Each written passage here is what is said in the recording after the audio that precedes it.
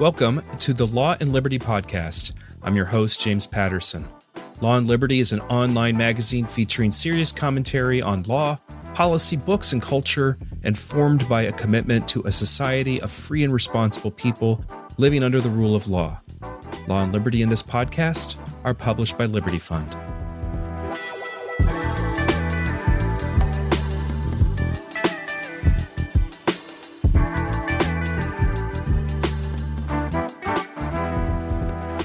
Welcome to the Law and Liberty podcast. I'm Helen Dale, senior writer at Law and Liberty, a publication of Liberty Fund. I'm here in lieu of our regular host, James Patterson. Today, I'm pleased to be joined by Konstantin Kisin, co-host of the well-known Trigonometry podcast with fellow comedian Francis Foster. Trigonometry started as a shoestring operation in 2018 and has grown to enormous size.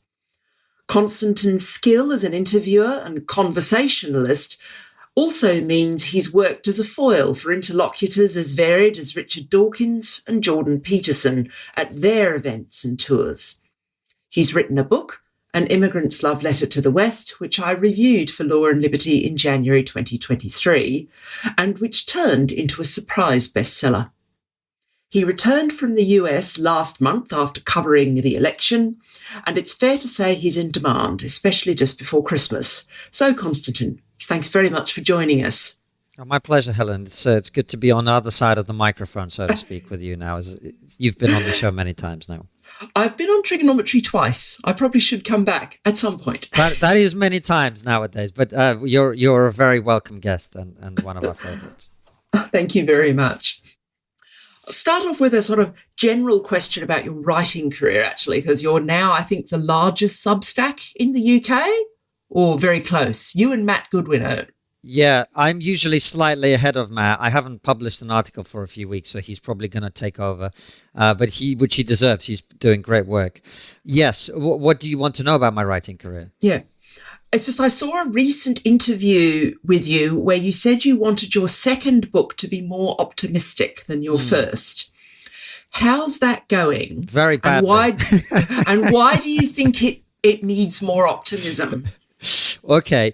Well, so my second book, I've actually handed back the contract that I was about to sign for it because I just didn't have the time to actually write the second book that I wanted to. And also the mechanics and the economics of the writing market, so to speak, have changed so dramatically that I make more from some articles I write financially than I did from writing the first book in its entirety. That's just dreadful. Yes. So really you can sad. see why the appeal of writing a second book has gone down for someone who wants to write a really good second book, but I'm just very time poor at the moment. And so that sort of commitment is difficult. But the reason I think, to spend less time talking about me and more about the issues, I think that the concept for me was first and foremost the realization that those of us who'd spent quite some time and a lot of energy doing our very best to articulate where we thought the Western world was going wrong, had not done nearly enough to say what the correct path should be. And a very good friend of mine, Winston Marshall, and I, we hosted a dinner to which we invited a small number of people, all of whom in some way had been part of this movement. And I sort of went round the table and I pointed the finger of blame at each of us. And I said, let me start with myself. I wrote a book called An Immigrant's Love Letter to the West, which is almost entirely about what's wrong with the direction of the modern West. Louise Perry, a good friend of mine, was there. And I said, well, Louise, you wrote a book called The Case Against the Sexual Revolution. And Freddie Sayers from Unheard was there, and I said, you're and he, before I even got to him, he was like, well, yes, we are called Unheard, and on and went. And it sort of became very clear that there's a large movement of people who got very good at saying we're heading in the wrong direction, which I believe very firmly, but not very good at articulating the direction of travel that we ought to be on. And so that needed doing. I think a lot has changed since the election in the United States in recent months or last month. And a lot will change when the new administration comes in next month. But broadly speaking, I think, I was going to, the book was going to have one of two titles. It was either going to be called just gratitude. It was either just going to be called Gratitude, or it was going to be called Can We Please Show Some Fucking Gratitude? It was one of those two options that I was toying with. And the idea is, very briefly, that I think we talk an awful lot, or we have been talking an awful lot, about all sorts of privilege. Male privilege, white privilege, straight, all kinds of privilege that is purported to exist in the world. And to some extent, I'm sure there's elements of truth to all of those claims, elements of truth, even though the broad claims, I think, are bogus.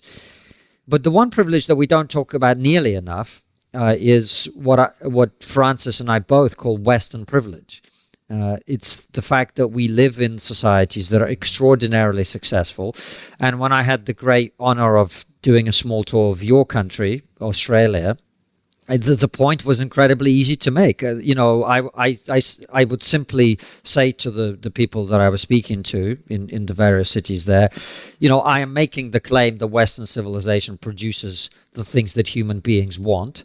And I'm not making the claim that Western civilization is better on some sort of moral or ethical level, although there are claims that could be made of that nature.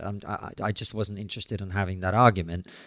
But what I observe is that until Tony Abbott, your former prime minister, stopped the boats coming, tens of thousands of people every year risk their lives in shark-infested waters to come to Australia. How many young Australians were getting on rickety boats and heading to neighboring countries in the region? And Australia, it seems to me, is the exact test case that you would use to prove the superiority of Western civilization at creating... Australia is an astonishing place to visit. And I have to say, we've commented, lots of people in the British press have commented about how incompetent Keir Starmer is and how incompetent the Tories were before Starmer. You can't just line Starmer up. He's continuing with very bad governance. But even before I go on, before we move, I just wanted to finish this point that even if we take everything you're saying about poor governance in the UK and perhaps elsewhere in Europe into account, nonetheless, the example I'm giving you is still true. There are tens of thousands of people risking their lives to cross the Mediterranean and to cross the English Channel, although that's obviously mercifully less of a risk. Nonetheless, and we don't need to say very much about the United States, where millions of people are risking their lives and paying money to traffickers and being sexually assaulted and all of that happening. They're doing so because our societies are better. And if we could actually just be honest about that and remember that, and we're grateful for that and taught our children to be grateful for what they have, we might have some way of recognizing what are the good things about our society and therefore preserving them and advancing them into the future. Yeah, this is gratitude. It's interesting you've gone with the gratitude line. And at some point, if not a book, maybe the smaller pieces could go on your Substack or go on the trigonometry website that you do, or however you prefer to arrange that.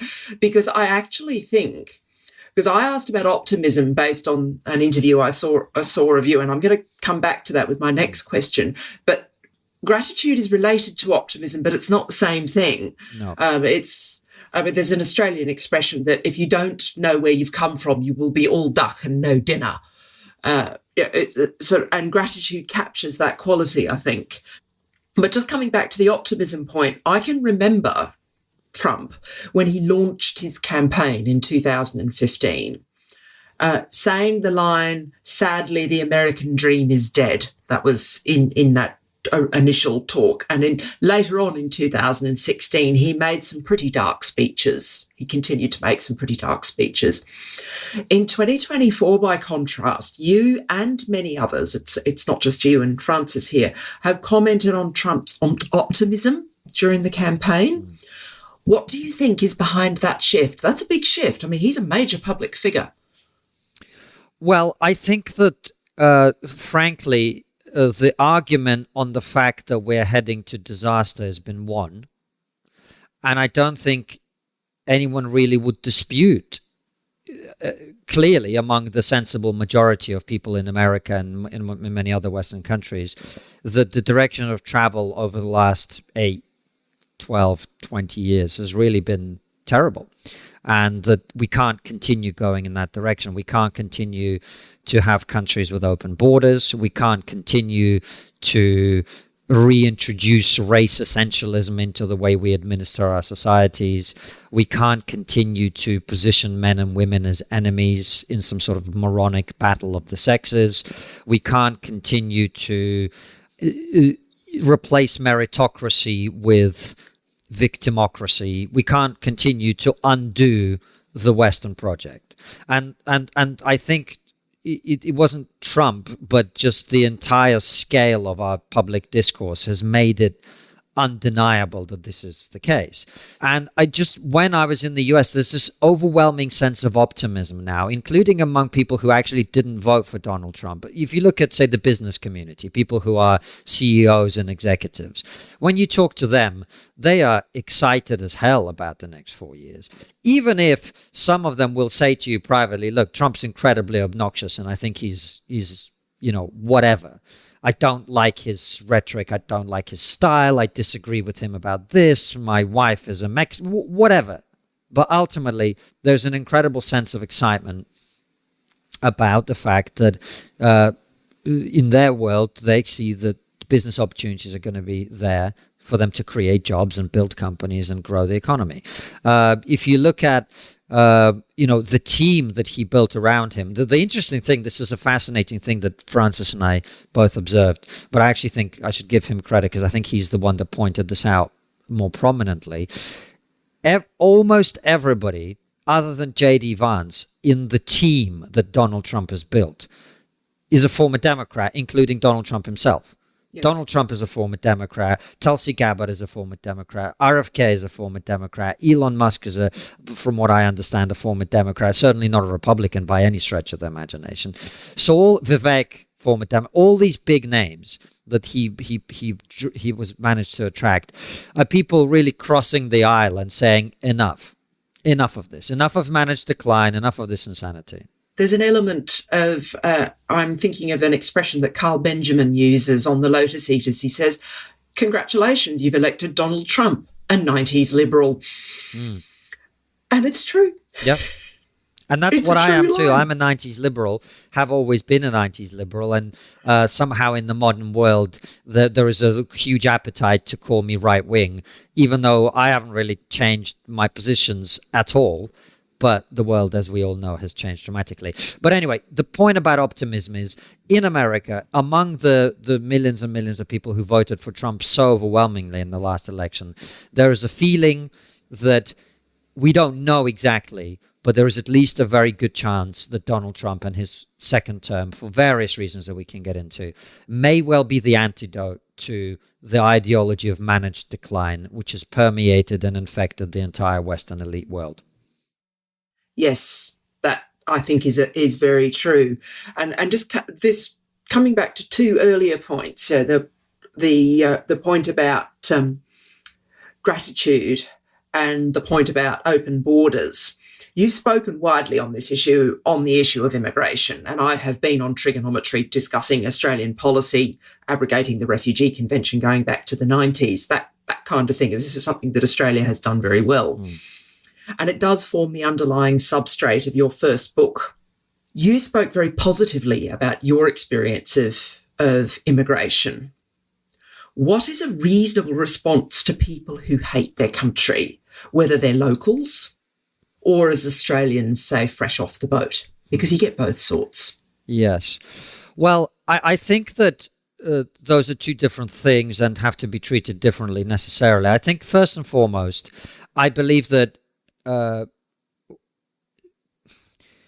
think you have to be very careful when you're saying this, but ultimately I do believe that the overwhelming majority of people are good and well-intentioned, which means that if they hate their country, it is something that they've been taught to do, right? Because it's not a natural thing for human beings to hate the place in which they live. I don't believe that's a natural thing. And as I look around at young people who do have that worldview in the UK and in other countries, I can see that they have been indoctrinated into this. And I know this from personal experience, because I remember I was staying with a friend of mine many, many years ago, long before I was involved in any sort of political commentary or anything, but even before I was a comedian.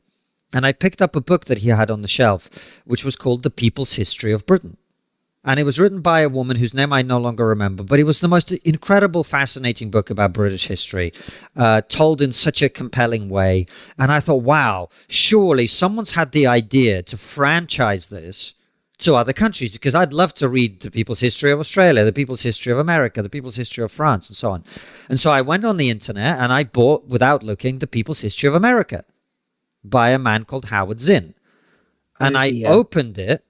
I read halfway into the first chapter and I realized that this was a why you should hate America manifest. And that isn't to say that some of the issues that he was highlighting in the book were irrelevant or not true, but to present them entirely without context, to present them without a comparative analysis of what was happening elsewhere in the West and the rest of the world, frankly, to present them in this entirely decontextualized, disembodied way, and to inflict this horrific visual imagery onto the minds of young people would undoubtedly produce a generation of people who hated their own country.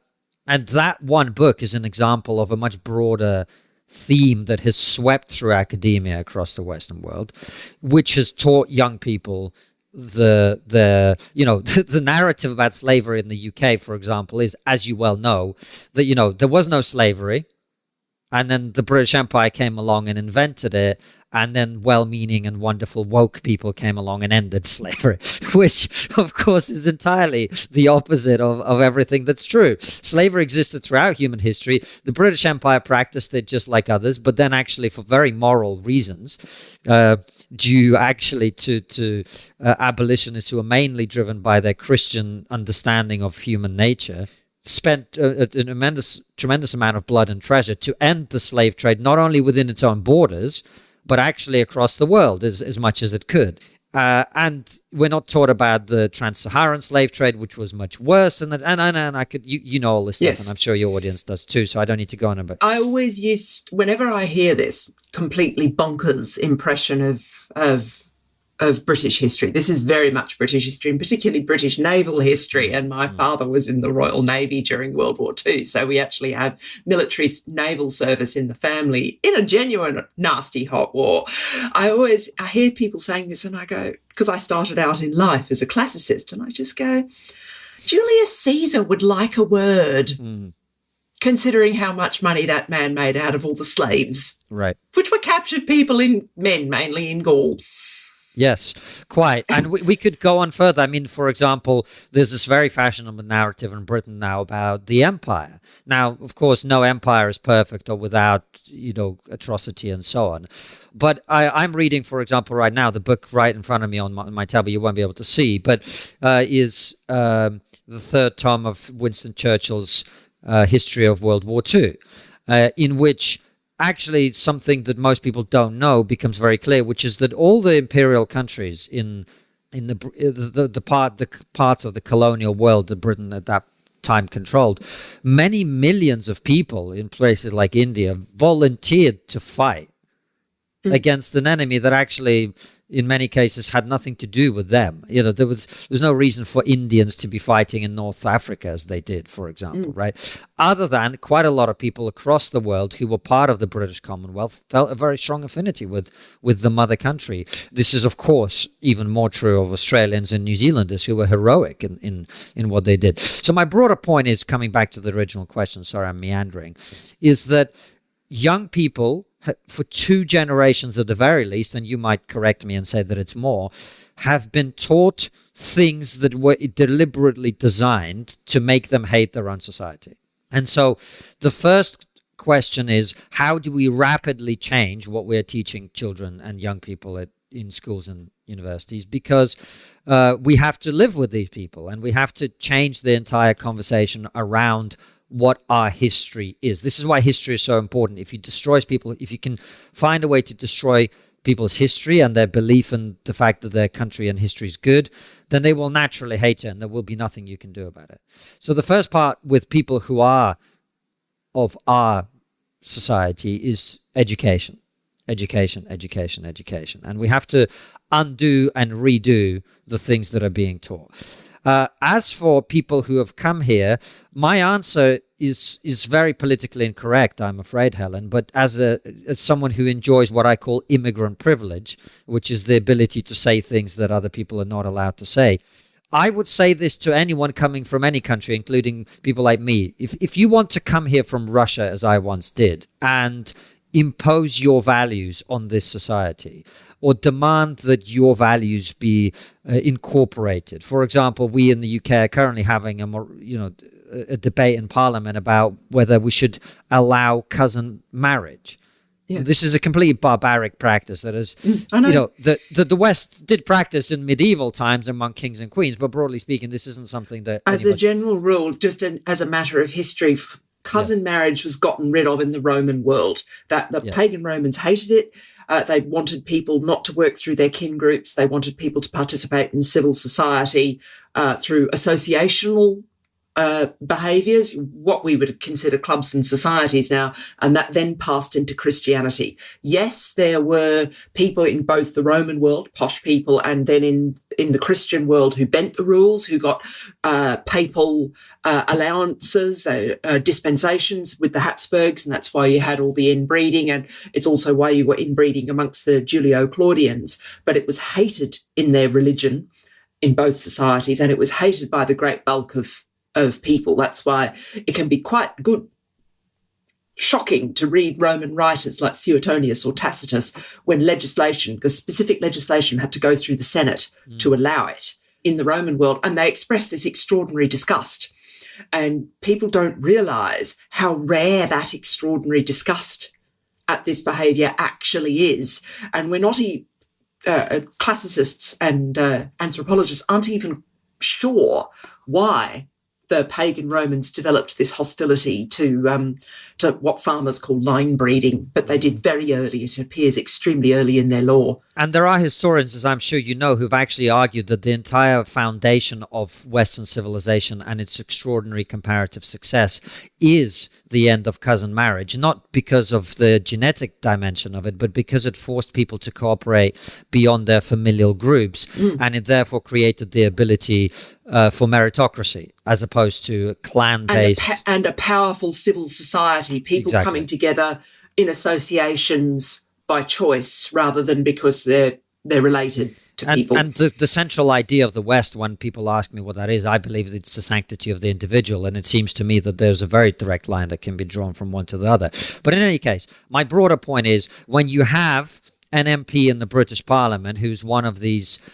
let's say pro-Gaza. He was elected on one of the Gaza independents. I wrote a piece about them for Liberty Fund, and that's what I've been calling them. When he stands up in Parliament and insists that we must respect the cultural particularities of certain communities when it comes to first cousin marriage, the answer should be no. No, we're not going to respect the cultural particularities of communities that want to marry their cousins, because that's not what we do here. No. And if you don't like that, please go to a country where you can marry your cousin and do it there. And we will be very happy to provide a flight for you to do so free of charge. Very happy to.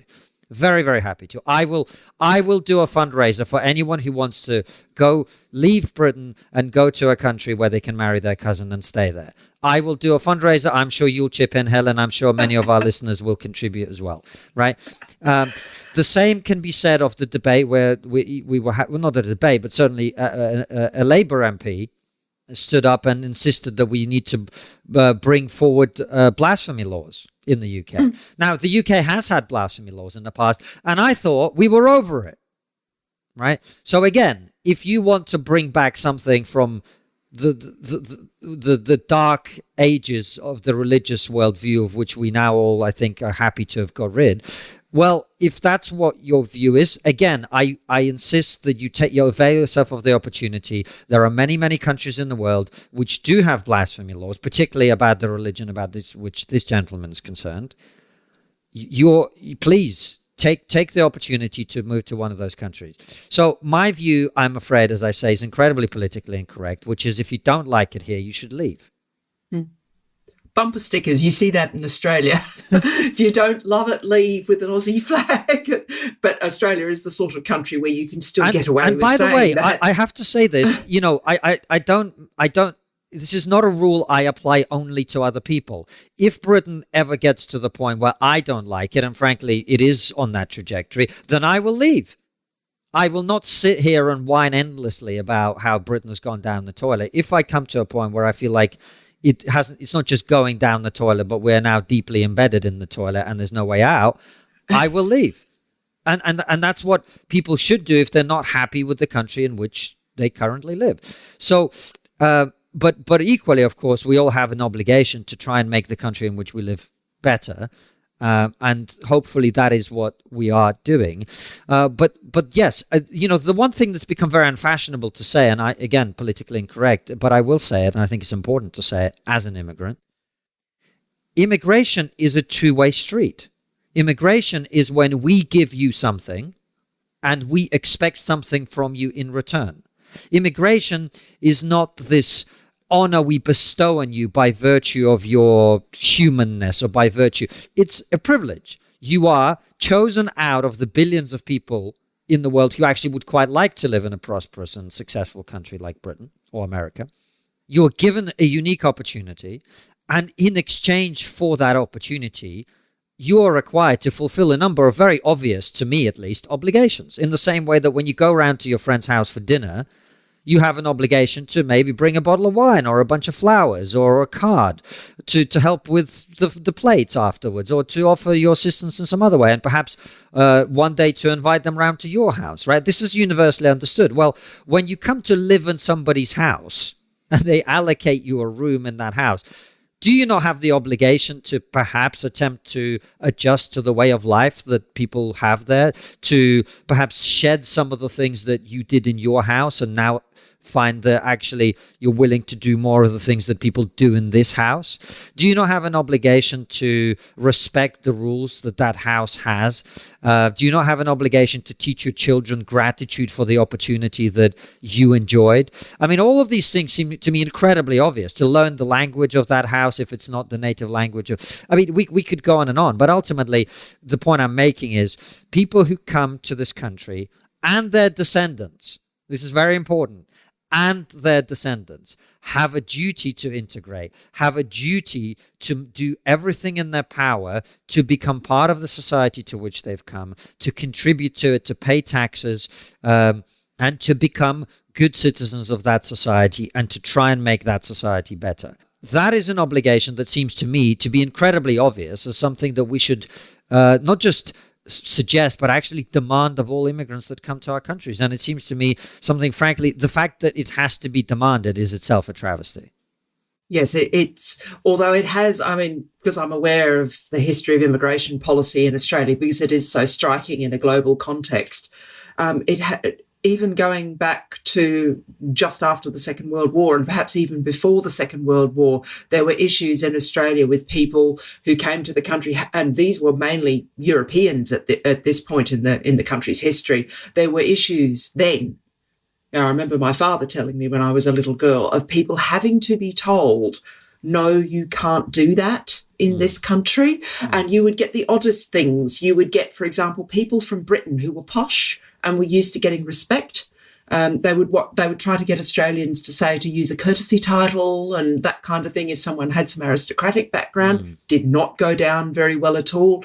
You would, as later on, as part of the same process, there were incidents, for example, where high caste Hindus would demand a degree of deference that they were used to getting in India. So very similar to posh Brits, very similar behaviour here, and had to be told, no, Australia is an egalitarian country. You must not do this here. You are at real risk, particularly if you do it in a context like a pub or that kind of thing, of actually starting a fight, because Australians really resent it. But people even going back a long, long time, have had to be told these things. It doesn't come naturally. No, it doesn't. We have a saying in Russian, which I think is very apt for all of this, which is, you don't go to another monastery with your own code of conduct.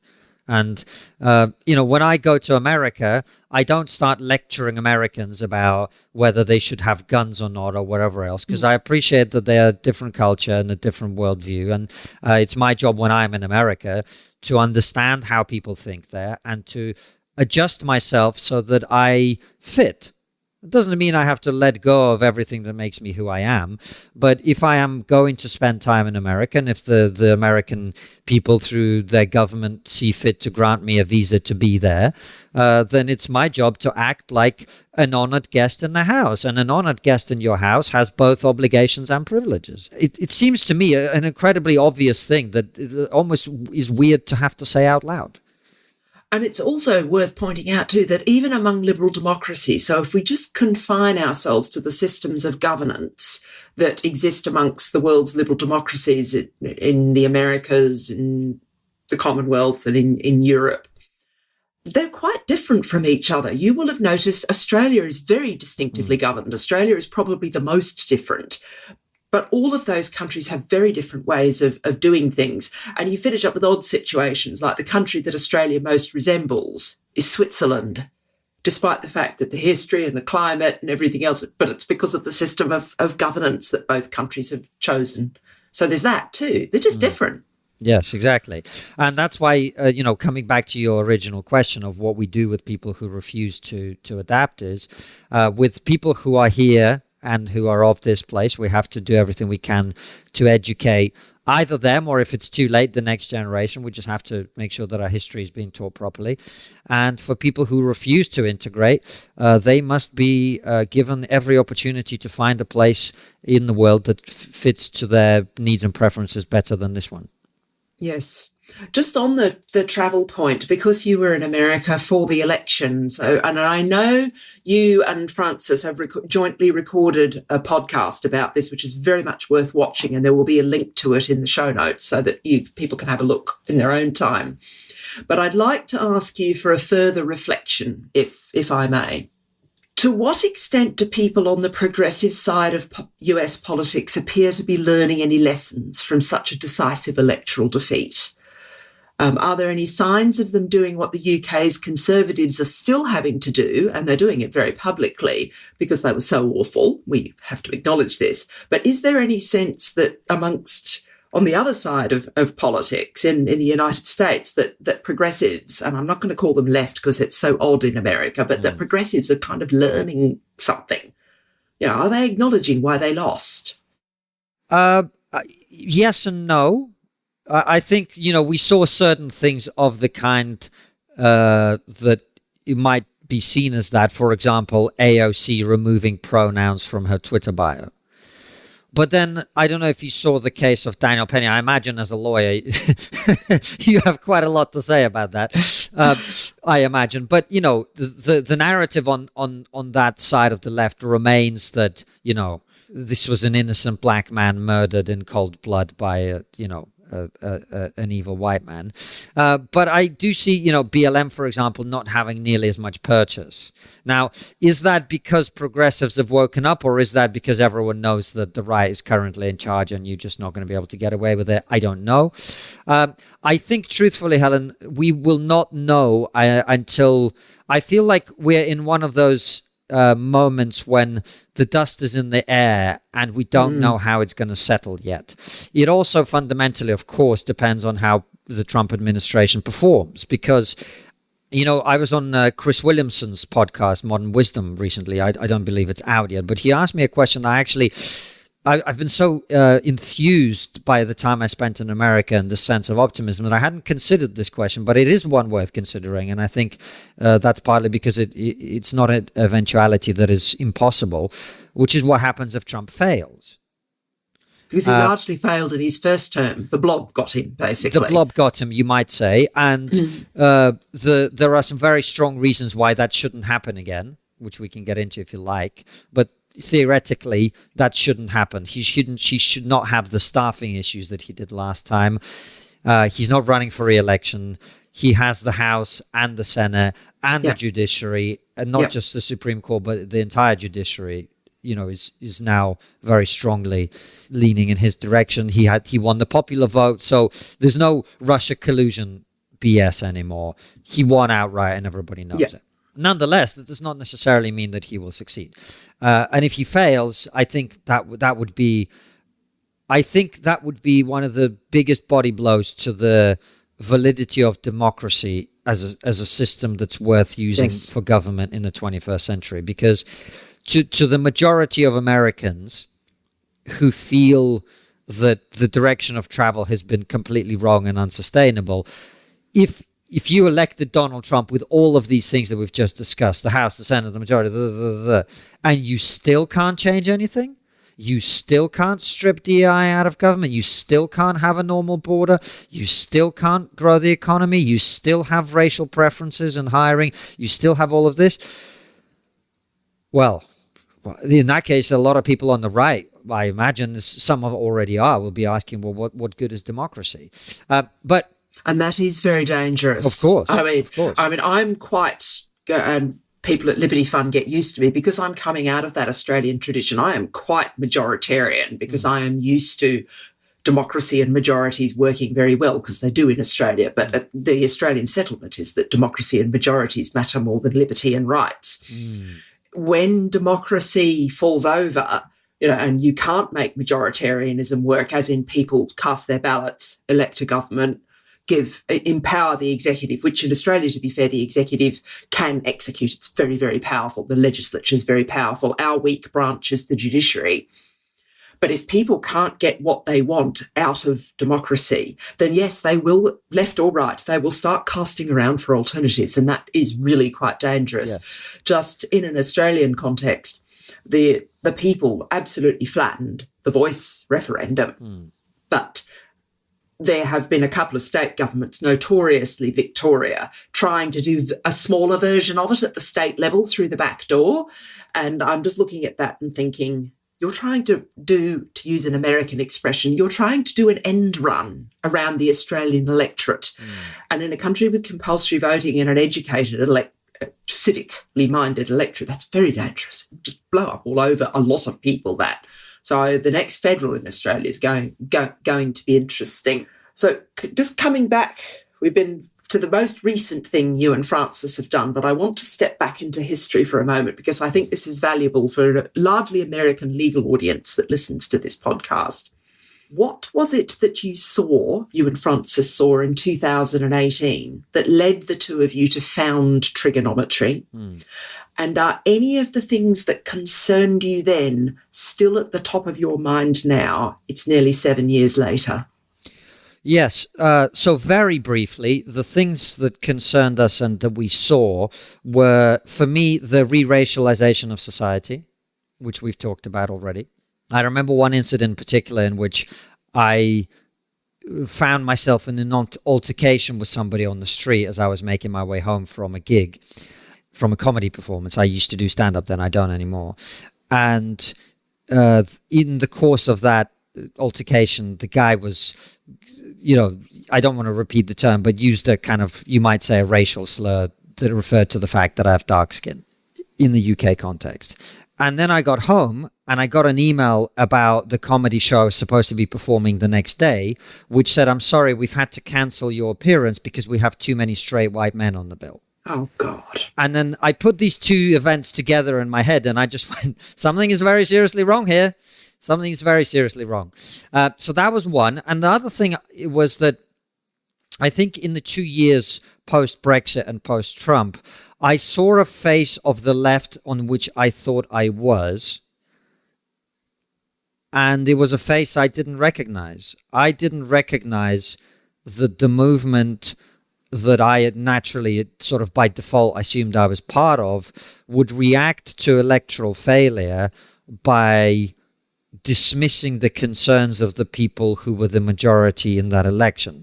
So the reaction to Brexit, which is half the country is racist, was quite obviously moronic to me, because as a first-generation immigrant who, as I just told you, had some experiences of discrimination or whatever you might call it, or certainly someone being rude to me because of where I'm from, I knew that that didn't represent the British people even remotely. The idea that half of Britain or half of America are these incorrigible, evil bigots is just factually incorrect. And I thought it was childish to pretend otherwise. And therefore, there must be another explanation, which is why I spent a year and a half, 2 years. It would have probably been more like a year and a half before we started in April 2018. Looking at, well, actually, what were the people who were in charge of these movements that I was against? I was against the election of Donald Trump in 2016. I was a Remain voter. Not with any great passion, but a Remain voter by kind of default. And then I just started listening to speeches and interviews with people who were in charge of those movements. And I started to try and understand why they appealed to my fellow citizens. And as I listened to people making the arguments about that, I understood what the Trump appeal was. And the Trump appeal was, and I think the Brexit appeal was too, was a sense that our two countries were heading in the wrong direction. And that the dominant ideology that had captured the people who were running our countries was what I call managed decline. And that there were many, many people still in our countries that felt that this was not an acceptable ideology for people who run our country to have. And what they would like our countries to be doing is not declining at all. They'd like them to be growing. They'd like them to be strong and powerful and wealthy and prosperous. They want their children to do better than they did. And given that that promise is now increasingly under threat, as you said, quoting Donald Trump, the American dream is dead. Well, there never was a British dream, but we know, if we look at the figures, I'm actually working on an article for my Substack now called We Need to Talk About Britain. One of the points I make is even nominal GDP per capita, that's without adjusting for inflation, has not grown in this country since 2007. We are poorer per head of population today than we were nearly 20 years ago. Now, why on earth would anybody want that for their society? And why would anybody accept that? And why would anybody accept, by the way, that we have to do this to ourselves in order to make little Greta happy, which is what we're doing in the UK? You know, so on all of these things, it was very clear to me that there was a piece of information that was missing from the analysis that I was hearing, including from my fellow comedians on stage who would go on and do 10-minute routines about how anyone who voted for Brexit is racist and should die, you know. And while I never had a problem with them being able to express that opinion or make a joke, I just didn't think this was a sufficiently good explanation. So I wanted to understand what was really going on. And then the third issue was, of course, freedom of expression, because all of a sudden, as someone like me who'd spent my teens and 20s loving and respecting and enjoying comedians and other people who were at the forefront of saying freedom of speech is extremely important and we must be able to do all kinds of jokes and all of that. Suddenly in the UK, I saw the comedy industry celebrating the restriction of speech. And yes. to the point when at the end of 2018, I turned down a contract to do a comedy show for the reason that it had all these speech restrictions. I was attacked not by woke members of the public with blue hair. The people that came after me the most when that happened were my fellow comedians.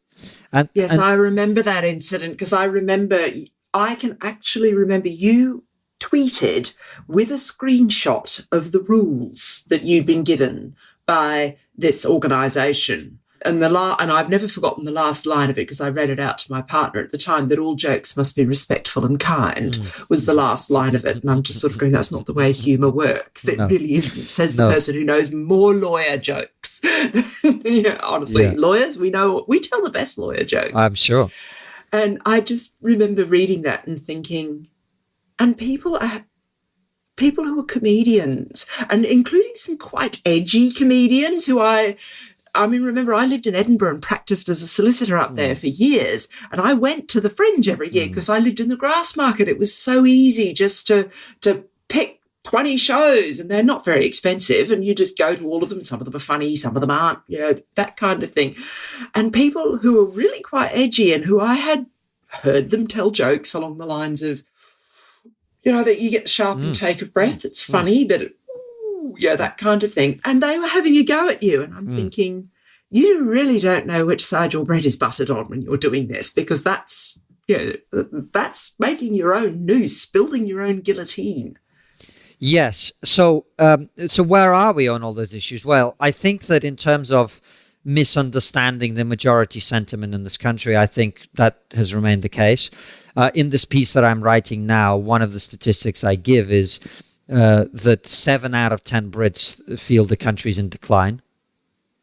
And I think we all know that it is. Where are we in terms of free speech? Well, we've got police knocking on the doors of journalists because they've done the wrong tweet. We have a whole host of issues that is simply not being discussed in the public domain to do with Islamism, terrorism, integration, and the impact of mass immigration, because no one's allowed to say what the truth on that issue is without simultaneously being threatened by a visit from the police or simply putting your life at risk from people who will kill you. I always remember in this context, she's gone to work for Quillette now, but you might remember the editor Iona Italia. Sure. She used to run Aereo magazine, and it folded and she went and took a deputy editorial role at Quillette. But she used to put a little note whenever she wrote or published an article that touched on this issue. No, I am not going to publish the Quillette, the Muhammad cartoons, because there are only two of us. It was her, and they only had enough money for her and one other person. There are only two of us, and we don't have 24-hour police protection, or words to that effect. That is genuinely the situation in some circumstances when it's images. People are at actual risk. Well, of course, and by the way, most people who have I mean, I was going to say sane, but I also respect people's courage. But most people don't want 24-hour police protection, even if it could be made available to them. No one wants to upend their life in that way and be constantly feeling that they and their family are at serious risk of violence. So I don't feel that in the UK we have made improvements.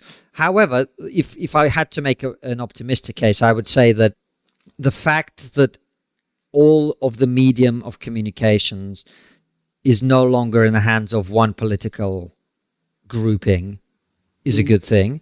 The fact that Javier Milei and President Trump have been elected in their respective countries is a sign that people can get fed up enough of things going badly and turn things around. And now, I said it on my Q&A that I do with my Substack supporters yesterday or 2 days ago, Trump needs to deliver. If he gets just immigration and economic growth right, those two big ones. You can't do them without dealing with woke, though, Helen, right? We know that. Particularly in the universities, yes, this is true, yes. Not just universities, everywhere. You can't deal with things that you need to deal with without getting rid of the woke generals in the army. Right? True. That's a point. Yes, I've got to remember that. This thing about a phrase I heard, I think it may be a Chris Rousseau phrase, but maybe something else, which is personnel is policy, I think is incredibly true, particularly in the administrative state. So you have to get rid of the people whose brain is broken and put in people who believe in meritocracy and who believe in making America safe and prosperous. If he can do that, then he can do all the other things that he promised to the American people. But this may be a kind of occupational disease or professional derangement of my brain, but I do see wokeness as being very central to all of this. The one area where America really fundamentally differs from Europe, thank God, is even wokeness has not managed to make Americans believe that what they must do is commit ritual suicide that we in Europe called net zero. The Americans are deeply unpersuaded, even on the left, that driving up the price of fuel and the price of electricity is the answer to all their problems. This is also happening. This debate is also happening in Australia as well. I think net zero is well on the way out, I suspect, and it's probably going to lose Albanese the next election. But I think in this case, for the same reason in both countries, this is one of the few times where the United States and Australia line up. The countries are both enormous, and they both also have incredible natural endowments. Australia's slightly more because there's fewer people with all those huge endowments, factor effects that economists talk about. They can both make themselves enormously wealthy and have done so historically with those factor endowments, those resources, that quarry Australis, it used to get called. You dig a hole in it, you make yourself rich. If you try to make energy more expensive in two countries that are like that, people will reject it and reject you. They will tell you to go and fly a kite and worse. And I think that's to the credit of the electorates in those two countries. Absolutely. And by the way, look, I think your point about how the countries differ is true. But I also think that even in a small country, which is not as resource rich as Australia and the United States, we still have resources that are untapped that we could be tapping. We are just choosing not to for purely ideological reasons. And the current Labour government has promised to do everything possible to get us to net zero as quickly as possible. And all of that means is we are going to make people as poor as possible as quickly as possible. That's what's going to happen. So, but if we're still attempting to make the optimistic and positive case, there is the hope that seeing is believing, and British people will watch the United States blossom and prosper over the next 4 years, if indeed the United States does blossom and prosper. And at that point, I think the choice will be very clear. And of course, we've got our own parliamentary and political battles going on, and who knows what the parties will be who lead the fight at the next election. It seems to me like reform is on a very good trajectory at the moment from the right. I suspect that this Labour government will end up being one of the least popular governments in British history. They're on track. I've spent many years covering British politics in the traditional sort of press gallery, parliamentary sense, going up and sitting in the gallery watching. If Starmer doesn't get a grip on the civil service, which is doing to him now what it did to the Tories, just basically for our American listeners, just stopping the government from doing anything. It's what Americans call the deep state. The deep state. And a lot of people have this idea in their head that, because a lot of the civil servants are lefties, surely they will help a lefty government. They'll help Keir Starmer. But that's not the case, because the bureaucracy, the civil service in Britain has so metastasised that it doesn't serve anybody's interests except its own. And that is why it gets called the blob. And I suspected this was the case when the Conservatives were in power, because they were blaming the civil service for being woke. And yes, there is wokery in the civil service, but above and beyond the wokery is just this extraordinary, we exist for ourselves and not for anybody else. So it means now Keir Starmer is experiencing, I can't do anything. I can't even do lefty things. I can't even get a wind farm built. Nothing is happening. So it's just really, it's an object lesson what's happening in the UK at the moment. And just going even further back into history here, I got this question from a listener. We sometimes do ask our listeners for questions, and I do like this one. Going back before trigonometry, how do you think your childhood and background in the Soviet Union shaped you? Do you think there are ways that you're very English? And do you think there are ways that you're very not English still? That's really interesting. Well, we just recorded an interview with Stephen Fry, which was a great honor for us. And one of the things he was saying is, well, I can imagine that you guys, Francis' mother being from Venezuela, with your backgrounds, you get pretty irritated by the fact that you are being lied to, as you were and your ancestors were in your countries. And I said, it's not even that we're being lied to. I expect people to be lying to me, especially the government. It's that I'm not allowed to say that they are lying. That's the thing that really bothers me. So I think my sensitivity around the ability to speak, discuss important things, challenge government, challenge authority is partly from that. I think that the one increasing deviation I noticed between myself and the British sentiment is that article that I keep bringing up that I'm writing now, which is that I think, especially after I've spent time in America, I think it's very clear that there is this beautiful thing about British culture, which is not bragging, not showing off, not talking about how you're the best at everything. It has a very dark undertone. And that undertone is it's the tall poppy syndrome. It's that you shouldn't... Which is actually Australian.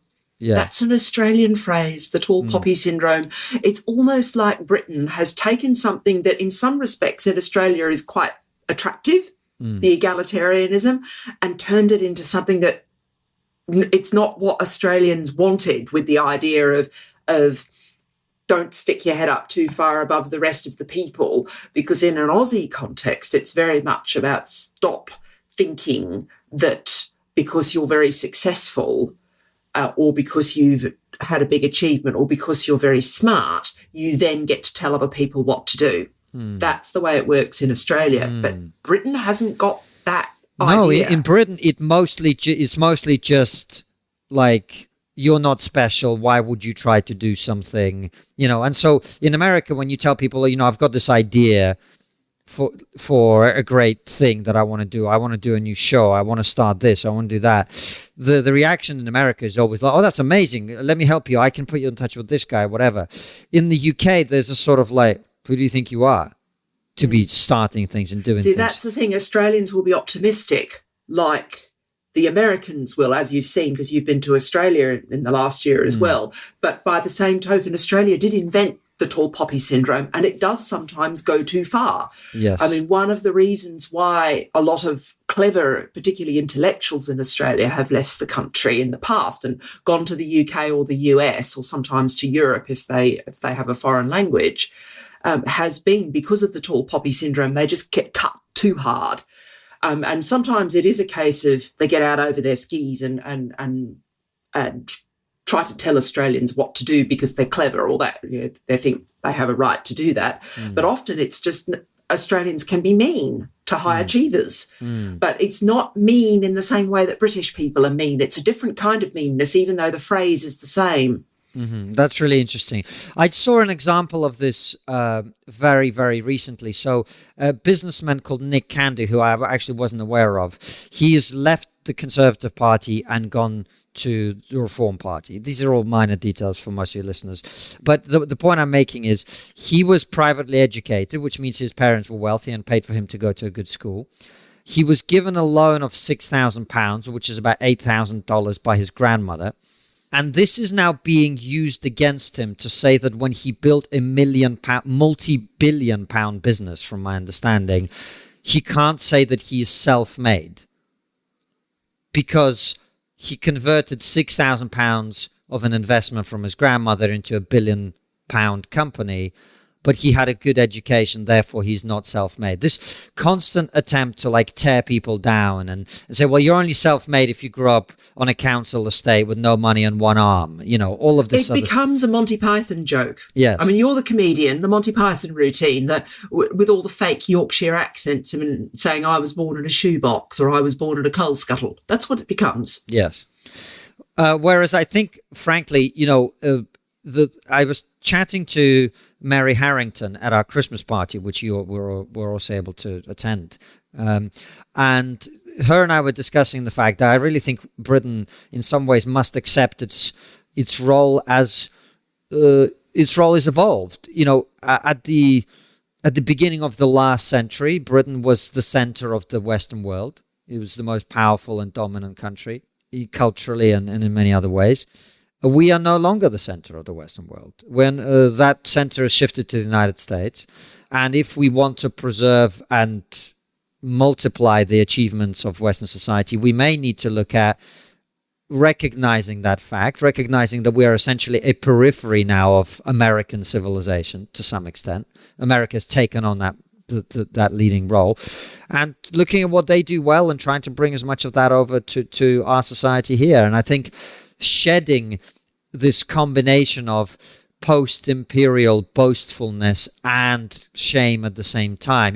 We're so successful historically that all we need to do now is talk ourselves down, because we're so powerful that we shouldn't talk about how great we are. What we should talk about is, all our flaws.